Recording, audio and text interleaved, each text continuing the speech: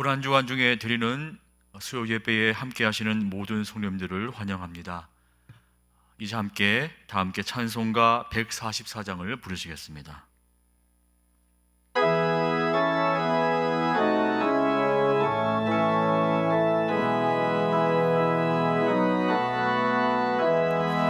예수 나를 위하여 십자가를 질 때 세상 죄를 지시고 고초당하셨네. 예수님 나의 죄 위하여 보배 피를 흘리니 죄인 받으소서. 십자가를 지심은 무슨 죄가 있나. 저 무지한 사람들 메시아 죽였네. 예수님 나의 죄 위하여 보배 피를 흘리니 죄인 받으소서. 피와 같이 붉은 죄 없는 이가 없네. 십자가의 공로로 눈과 같이 되네. 예수님 나의 죄 위하여 보배 피를 흘리니 죄인 받으소서. 아름답다 예수여 나의 좋은 친구. 예수 공로 아니면 영원 영벌 받네. 예수님 나의 죄 위하여 보배 피를 흘리니 죄인 받으소서.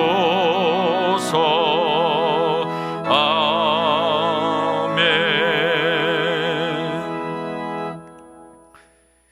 진리와 생명이 되시는 하나님 아버지, 오늘도 주님의 임재를 사모하며 각자의 처소에서 영상을 통해서 수요 예배의 자리로 불러주시니 감사를 드립니다. 전염병으로 인해 어려운 나날을 보내고 있지만 주님의 고난을 깊이 묵상하게 하시고 십자가 지신 주님을 바라보며 오늘의 환난을 버티고 견디게 하시오니 또한 감사를 드립니다. 주님, 송정의 모든 가족들 그 삶을 지켜주시고 주님의 평안으로 채워 주옵소서. 아무것도 염려하지 않게 하시고 오직 기도와 간구로 우리의 구할 것을 감사함으로 하나님께 아뢰는 성도가 되게 하옵소서. 고난주간의 시간을 보내고 있습니다. 절제와 인내의 삶을 통해 주님을 따라 좁은 길, 좁은 문을 걷게 하시고 고난을 넘어 부활의 생명의 길로 나아가는 성도가 되게 하옵소서. 오늘도 간절한 마음으로 간구합니다. 전염성 질병으로 인해 고통받는 확진자들, 그리고 그들을 치료하기 위해 몸을 아끼지 않는 의료진들, 방역에 힘쓰는 공무원들, 많은 자원봉사자들, 사회적 거리를 두기를 통해 전염병 퇴치에 힘쓰는 모든 국민들 모두가 함께 하나 되어 서로 병마와 함께 싸우고 있사오니 승리의 그날까지 지켜주시고 이 나라 위에 치유와 회복의 은총을 베풀어 주시옵소서. 주님, 오늘도 주님의 말씀을 바라보며 그 말씀 듣기를 간절히 원합니다. 말씀 전하시는 목사님에게 지혜와 능력을 베풀어 주시고 말씀을 듣는 저희에게는 들을 수 있는 귀를 허락하여 주시옵소서. 예수님의 이름으로 기도드립니다. 아멘.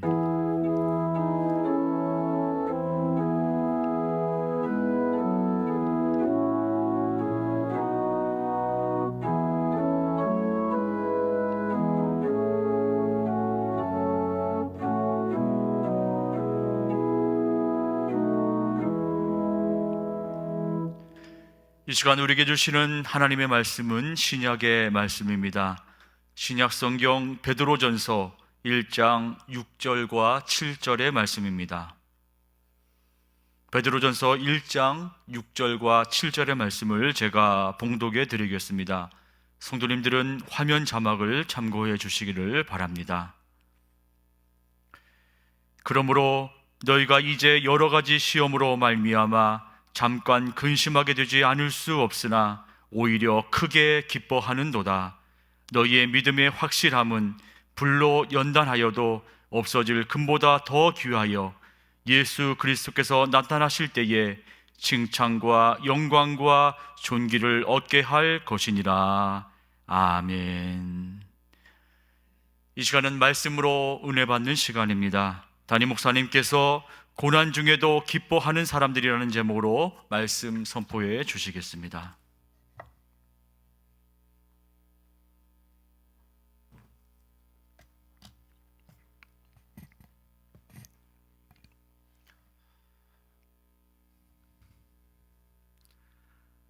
성도 여러분 반갑습니다. 오늘은 고난주간 수요일입니다. 오늘은 새벽 시간에 이어서 두 번씩이나 만납니다. 물론 그 만남이 일방적인 만남이지만 그래도 이런 길이라도 열려져 있다는 것이 얼마나 다행스럽고 감사한 일인지 모릅니다. 이 시간 예배를 드리는 성도님들께 주님의 위로와 또 평화가 충만히 임하시기를 축원합니다. 고난주간 수요일에는 새벽 말씀에서도 잠깐 드렸습니다마는 예수님의 특별한 행적이나 말씀이 드러나지 않는다 하여 침묵의 날, 휴식의 날이라는 별명이 붙어 있습니다. 그런데 이 침묵이란 말을 쓰면서 문득 생각이 났습니다. 한편으로는 하실 말씀이 많은 하나님의 아들, 더구나 마지막 가시는 길인데 입을 다물고 계신다는 그 자체가 굉장한 고난이었을 것이다 라는 생각을 해봤습니다. 요즘 코로나19 사태 때문에 마스크를 하고 살다 보니까 입을 닫고 산다는 것이 얼마나 힘든 일인지, 또 입을 열어서 말할 수 있다는 것이 얼마나 큰 복인지를 깨닫게 되었습니다. 오늘은 고난에 관한 말씀을 나누는데요, 아무리 믿음이 좋은 사람일지라도 삶에 고난이 찾아오는 것을 좋아할 사람은 없다고 봅니다. 고난의 결과가 아무리 좋은 것이라고 해도 고난이라고 하는 손님을 환영하는 사람은 없습니다. 말하자면 고난은 불청객인 셈입니다. 이 고약한 손님은 초청하지도 않았는데 우리를 너무 좋아합니다. 그래서 때와 장소를 가리지 않고 우리 삶 속에 수시로 들락거립니다. 예고도 없이 불쑥 나타나서 우리를 당황스럽게 만들기도 합니다. 고난 중에 어떤 고난은 모든 사람들에게 공통적으로 찾아옵니다. 예를 들면 질병은 신자나 불신자를 가리지 않습니다. 물론 일일이 예를 다 들 수는 없지만 어떤 고난은 신앙이 없는 사람에게만 오기도 하고 또 어떤 고난은 예수 믿는 사람에게만 오기도 합니다. 하나님은 우리가 예수 잘 믿으면 고난을 절대로 안 줄 테니 안심하라고 하신 적이 없으십니다. 오히려 어떤 고난은 예수 믿기 때문에 당하는 경우도 있습니다. 신앙 때문에 겪는 핍박은 불신자들에게는 없는 것 아니겠습니까? 이것은 그리스도인에게만 주어지는 고난입니다. 하나님은 우리에게 이렇게 여러 종류의 고난이 올 것을 미리 알고 그에 대해서 잘 대비하라고 말씀을 하셨는데요, 본문 6절 상반절에 보면 그러므로 너희가 이제 여러 가지 시험으로 말미암아 라는 말씀이 나오고 있습니다. 고난이라는 불청객이 다양한 옷을 입고 우리를 방문한다는 그런 말입니다. 자, 그때 우리는 이 손님을 어떻게 대해야 할까요? 오는 손님 오지 말라고 할 수도 없고 불청객이라고 함부로 대할 수도 없습니다. 자칫하면 계속 어려움을 당하게 되고 자칫하면 문제가 더 커지게 될 수도 있기 때문입니다. 자, 그러면 고난이 다가올 때 우리는 어떻게 처신을 해야 할까요? 먼저 생각할 것은요, 고난은 우리에게 참된 기쁨을 준다는 사실입니다. 6절 말씀을 다시 보시기를 바랍니다. 그러므로 너희가 이제 여러 가지 시험으로 말미암아 잠깐 근심하게 되지 않을 수 없으나 오히려 크게 기뻐하는도다. 아멘. 우리에게 다가오는 고난 그 자체는 절대로 즐거운 것이 아닙니다. 본문에 보니까 고난 때문에 잠깐 근심하지 않을 수 없다고 했습니다. 베드로 사도는 확실히 믿음이 좋은 분입니다. 그래서 그인지 잠깐 근심한다고 했습니다. 사실 잠깐의 문제가 아니지요. 하지만 성경이 잠깐이라고 하니 잠깐이라고 볼 수 있습니다. 아마도 뒤에 나오는 큰 기쁨과 대조하기 위해서 잠깐이라는 표현을 쓴 것이 아닌가 하는 생각을 해봅니다. 아무튼 이 고난이 찾아오는 그 순간에는 비록 짧은 순간이지만 모두 다 가슴이 철렁 내려앉습니다. 눈앞이 캄캄해지고 심한 경우에는 일시적으로 정신을 잃기도 하고 많은 경우 충격을 받아 시력을 잃기도 합니다. 예를 들면 남편이 멀쩡한 몸으로 아침에 출근을 했습니다. 자녀가 건강한 모습으로 학교에 갔습니다. 그런데 연락이 오기를 아무개 씨가 교통사고를 당해서 입원했습니다. 아무개 군이 길을 건너다가 교통사고를 당해서 입원을 했습니다. 이렇게 연락이 온다면 얼마나 놀라겠습니까? 가슴이 철렁 내려앉지 않겠습니까? 얼마나 다쳤는지 말만 해줘도 좋겠는데 그냥 교통사고로 입원했다고 하면 식구들이 전화를 받는 분이 얼마나 충격이 있겠습니까? 고난은 크든 작든 우리에게 충격과 아픔을 가져다 줍니다. 그러면 고난이 찾아올 때 우리는 어떻게 해야 하겠습니까? 본문에 보면 베드로 사도는 고난 때문에 오히려 크게 기뻐한다고 말씀하고 있습니다. 고난이라는 이 고약한 손님이 방문을 하면 잠깐 동안은 아파하지만 곧 정신을 차리고 보면 오히려 고난 때문에 기뻐하는 것이 성도의 당연한 태도요, 당연한 결과라는 것입니다. 고난 자체는 고통스럽지만 그 결과는 달콤하기 때문에 기뻐할 수 있다는 것입니다. 하나님은 하나님의 자녀들이 최대의 기쁨을 맛보기를 원하시는 줄로 믿습니다. 어느 부모가 자식에게 고통을 주고 싶어 하겠습니까? 그러나 큰 일을 위해서는 작은 고생을 시킵니다. 자식을 사랑한다면 고생을 시키란 말도 있지 않습니까? 왜 그렇습니까? 자식이 정말 기쁨을 누리며 제대로 된 삶을 살게 하기 위해서는 그런 고난과 훈련이 필요하기 때문입니다. 중세기의 성자라고 일컬음을 받는 프랜시스를 우리는 압니다. 몇 년 전 안식년 때 교회가 허락하셔서 로마에 갔다가 기차로 성 프랜시스의 고향인 아시시라는 곳을 방문했습니다. 참 아름다운 곳이었는데요, 그가 활동하고 섬기던 교회들이 아직도 그대로 다 있습니다. 프랜시스는 원래 부유한 귀족 가문 출생이었습니다. 고생이라고는 전혀 모르고 살았습니다. 그러나 무서운 병으로 뼈만 앙상하게 남게 되자 겸손해지고 결국 예수님을 구세주로 영접하여 구원을 받게 되었다고 합니다. 건강할 때 예수님은 그와 별 상관없는 분이었다는 것입니다. 그러나 나중에 그는 중세의 성자가 되었습니다. 그는 질병과 관련하여 이런 말을 남겼다고 합니다. 병은 예수님의 은혜였다. 예수님은 불청객인 병을 통해 나를 방문해 주시고 나를 새롭게 만드셨다. 고통이 오히려 큰 기쁨을 가져왔다는 말입니다. 우리 교회에도 고난 때문에 예수님을 만나고 구원받은 기쁨을 누리는 성도들 많습니다. 고난은 잠깐 근심을 주지만, 잠깐 아픔을 주지만 그러나 믿음의 사람들은 그것이 가져올 결과를 미리 바라보는 눈을 가지고 있습니다. 남이 못 보는 것을 볼 줄 압니다. 믿음이 없거나 적은 사람은 눈앞에 고통스러운 현실만 보며 좌절하고 절망하겠지만, 믿음이 있는 사람들은 고통스러운 현실 너머를 바라보면서 기뻐할 수 있다는 것입니다. 실제로 하나님께서 그 고난을 통해서 우리에게 큰 기쁨을 주신다는 것입니다. 오늘 우리 모든 성도님들이 고난 앞에서 이런 기쁨을 누리게 되고, 고난으로 말미암아 오는 기쁨을 누릴 수 있게 되기를 축원드립니다. 눈앞에 고통스러운 현실만 바라보지 말고 고통이 가져올 영광의 미래를 바라보며 항상 기뻐할 수 있기를 축원드립니다.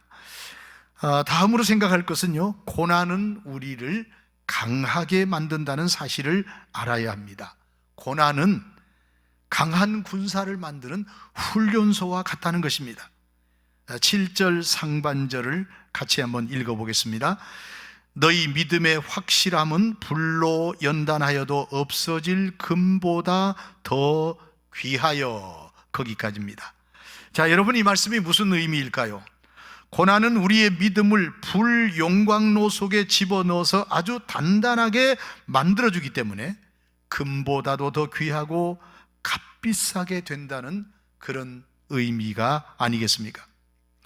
그러므로 고난은 우리를 단련시켜서 강한 용사로 만들기 위한 하나님의 계획인 줄로 여러분 믿으시기를 축원합니다. 고난 없이 강한 사람도 만들어지지 않고 고난 없이 강한 신앙도 만들어지지 않습니다. 하나님은 고통 많은 세상을 잘 헤쳐나가는 강병들이 되게 하려고 우리를 고통의 학교에서, 고난의 학교에서 훈련을 시킵니다. 그렇게 해야 주님이 오실 때 칭찬받는 신앙인이 될 수 있기 때문입니다. 시련을 겪지 않고 산 인생은 가치가 좀 떨어지는 인생 아니겠습니까? 추운 겨울에는 따뜻한 햇볕이 그립지만 그렇다고 햇빛만 계속 내리비치면 모든 것이 사막으로 변할 수밖에 없습니다. 예수를 멀리하던 사람도 시련 때문에 예수께로 다가옵니다. 극한 시련이 한 사람의 신앙의 길로 인도하는 경우는 적지 않다는 것입니다. 이미 구원받은 사람도 마찬가지입니다. 구원받고도 인격의 불순물이 많이 남아 있습니다. 구원받고도 우리에게는 교만이 남아 있고 허영심이 남아 있습니다. 구원받고도 육신적인 모습이 남아 있고 옛 습관이 남아 있습니다. 이런 것들은 시련이라는 용광로 속에서 모두 타버려야 합니다. 고난을 겪으면서 인격의 불순물들이 다 타버려야 한다는 것입니다. 그래야 우리 인생이 값비싼 인생이 되고 값비싼 신앙이 되는 것입니다. 인류 역사의 한 획을 그은 인물들은 공통점이 있습니다. 제가 무슨 인류 역사의 한 획을 그은 인물들을 다 조사한 것은 아니고요. 어떤 책에서 그렇게 표현을 했어요. 이 사람들은 무슨 세계적인 유명 대학 출신이 아니라 대부분이 시련의 학교, 고난 학교의 출신들이라 하는 그런 말입니다. 그 책 제목이 세계적인 인물은 어떻게 키워지는가라는 제목의 책인데요. 이 책은 아마 지금은 절판된 것으로 알고 있습니다. 이 책은 20세기의 위인 400명을 분석한 책인데요. 세계적인 위인의 75% 이상이 고통스러운 환경 속에서 자랐다는 것이 그 책의 결론입니다.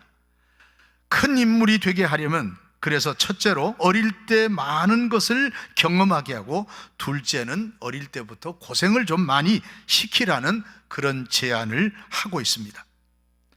하나님은 우리를 주님 나라에서 큰 인물 되게 하시려고, 그래서 주님 앞에 설 때에 큰 칭찬을 받게 하시려고 우리로 하여금 고난을 당케 하신다는 사실을 성도 여러분 꼭 기억하시기를 바랍니다.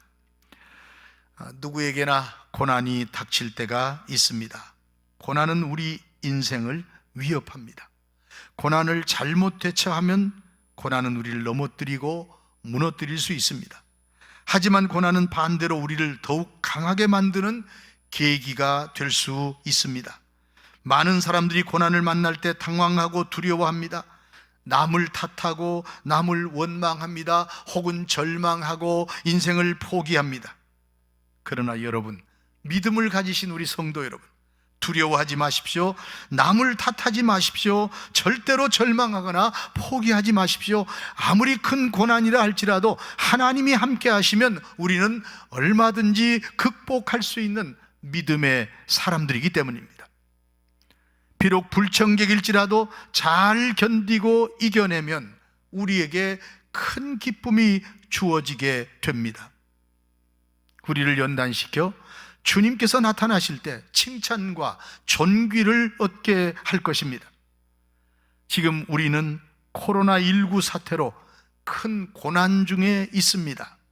물론 믿는 사람만 받는 고난도 아니고 우리나라만 받는 고난도 아닙니다. 지금 세계적인 시련과 고난이 있지만 우리는 이때 우리가 믿는 하나님께 도움을 구하고 그분을 더욱더 의지할 수 있기를 바랍니다.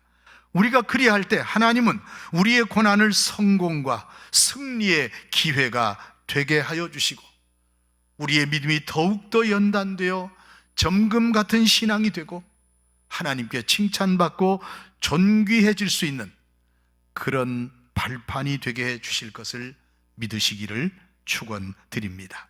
기도하겠습니다.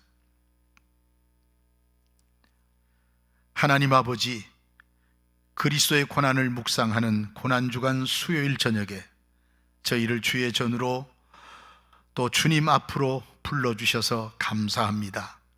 지금은 비록 코로나19 이 감염 사태 때문에 예배당에서 예배하지 못하고 있지만 각자의 처소에서 이렇게 예배드리며 주님의 말씀을 묵상하게 하신 것을 다시금 감사드립니다. 하나님, 우리 인생에 고난이 없을 수 없지만 그 고난을 어떻게 생각하고 대하여야 할지를 말씀을 통해 깨닫게 하시니 감사를 드립니다. 저희에게 믿음을 주셔서 고난 뒤에 오는 기쁨을 바라보게 하시옵소서. 고난으로 말미암아 우리의 믿음이 더욱더 든든해지게 하시고 정결해지게 하여 주시옵소서. 이 고난을 잘 견딤으로 주님께 칭찬받고 존귀한 존재로 세워지게 하시옵소서. 고난의 때에 주님을 사모하며 주님께 기도하게 하시고 주님을 의뢰하게 하옵소서. 우리 주 예수 그리스도의 이름으로 간절히 기도하옵나이다. 아멘.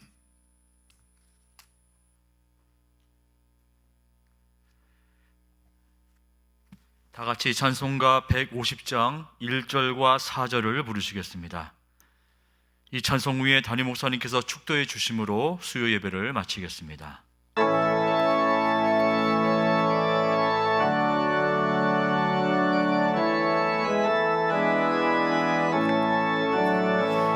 갈보리 산 위에 십자가 섰으니 주가 고난을 당한 벼라. 험한 십자가를 내가 사랑함은 주가 보혈을 흘림이라. 최후 승리를 얻기까지 주의 십자가 사랑하리. 빛난 멸류관 받기까지 험한 십자가 붙들겠네. 주님 예비하신 나의 본향집에 나를 부르실 그날에는 영광 중에 계신 우리 주와 함께 내가 죽도록 충성하리. 최후 승리를 얻기까지 주의 십자가 사랑하리.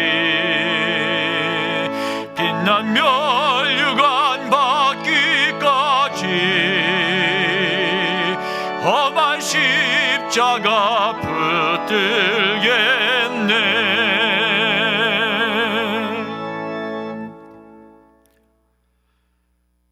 지금은 온갖 고난을 다 받으시고 십자가에 달려 피 흘려 죽으심으로 우리를 죄와 사망에서 건져내신 우리 주 예수 그리스도의 은혜와 아들까지도 아끼지 아니하시고 우리를 위하여 죽음의 자리에 내어주신 아버지 하나님의 지극하신 그 사랑하심과 지금도 우리에게 믿음을 더하여 주시고 우리 곁에 함께 하시며 고난을 이기게 하시며 고난당하신 주님을 묵상하면서 고난이 다가올지라도 기뻐하며 고난의 결과 앞에 감사하며 영광 돌리게 할 성령님의 교통, 교제, 감동, 역사 충만케 하심이 오늘도 각자의 처소에서 하나님을 예배하며 말씀 앞에 머리 숙이며 그 말씀대로 살 것을 결단하며 하나님께 영광 돌리는 사랑하는 성종의 모든 권속들 위에 특별히 전 세계적인 질병으로 말미암아 고난에 빠지고 두려움에 처한 모든 이 땅의 사람들 가운데 이제로부터 영원토록 함께 하시기를 간절히 축원하옵나이다. 아멘.